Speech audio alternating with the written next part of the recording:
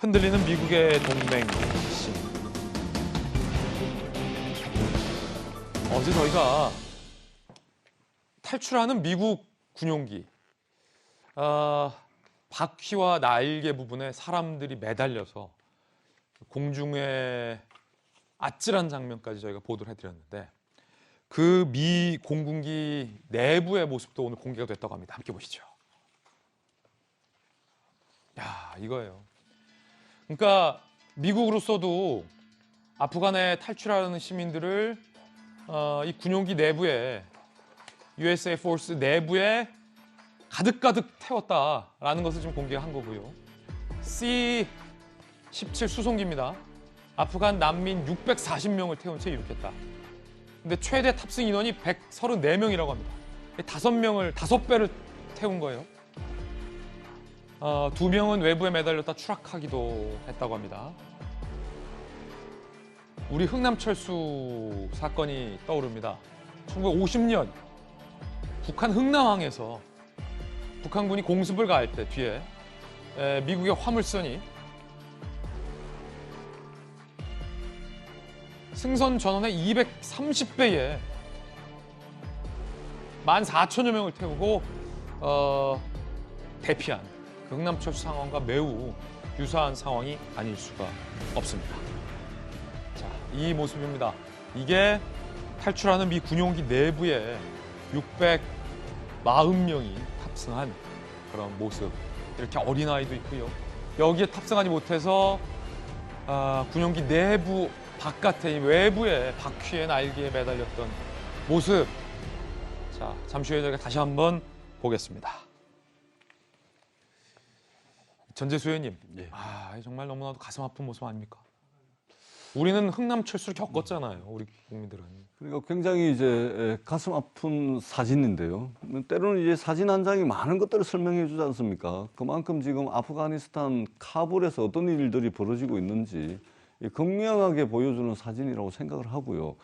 다만 이제 그 아랍의 많은 전문가들이 이제 지금 분석도 하고 이야기를 많이 하고 있는데, 사실은 이것은 오늘날 이 사태의 역사적 기원까지 올라가자면 1991년도에 9.11 테러지 않습니까? 그리고 이 테러를 주도했던 오사마 빈 라덴을 아프가니스탄 정부가 이제 순순히 내놓지 않는다라는 이유로 미국이 전쟁을 시작을 한 겁니다.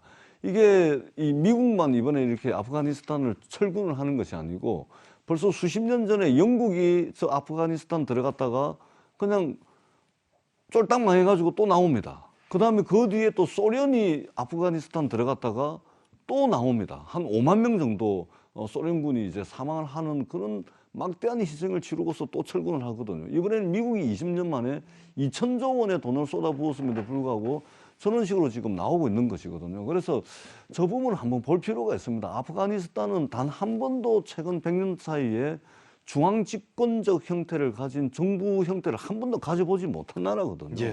그런데 저기에 들어가가지고 말하자면 미국의 이익을 대변하고 또 이런 그 정부를 구성을 하려고 했던 미국의 판단 착오가 좀 있지 않았나 이런 생각이 들고요. 저걸 가지고서 지금 미국 국내에서 공화당과 민주당이 격렬하게 지금 싸우고 있습니다. 그런데 지금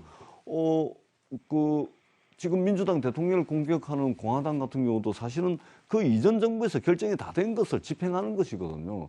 저런 논란들이 지금 우리 정치에 또 대한민국의 한미동맹과 관련해서 또 비판하는 기사들도 좀 있던데, 저것은 완전히 다른 문제고 좀 분리해서 바라봐야 될 측면들이 있겠다, 이런 생각을 하게 됩니다. 흥남철수 당시 작전, 흥남철수 당시의 상황이 한 영화로도 상영된 바 있었죠. 그 장면 한번 보시죠. 영화 국제시장에 나왔던 이 장면. 문재인 대통령 가족도 배에 오르지 않았습니까? 우리 국민들에게 어떻게 보면 굉장히 아픈 기억인데, 자, 이와 같은 일이 지금 아프가니스탄에서 펼쳐지고 있다라고 보시면 될 것 같고요. 많은 국민들이 걱정하고 있는 게 거기에 있는 우리 대한민국 교민의 안전일 텐데, 마지막 교민까지 무사히 철수했다고 합니다. 현지 생업 이유로 대피를 못했었는데 A씨가 주 아프간 대사 등 공관원 3명이 이 A씨를 보호, 출국 설득 등 위해 잔류했었고요. 미군 수송기를 타고 중동 제3국에 안전하게 도착을 했고 현재 아프간에 잔류하는 우리 국민들은 없다라고 하는 부분 좀 안심이 되는 대목입니다. 이재민 기자, 이 불똥이 지금 대만으로 튀었어요. 무슨 얘기예요? 미국이 아프간에서 철수를 하면서 불과 석 달 만에 아프간이 결국은 다 반군의 장악이 돼버렸죠.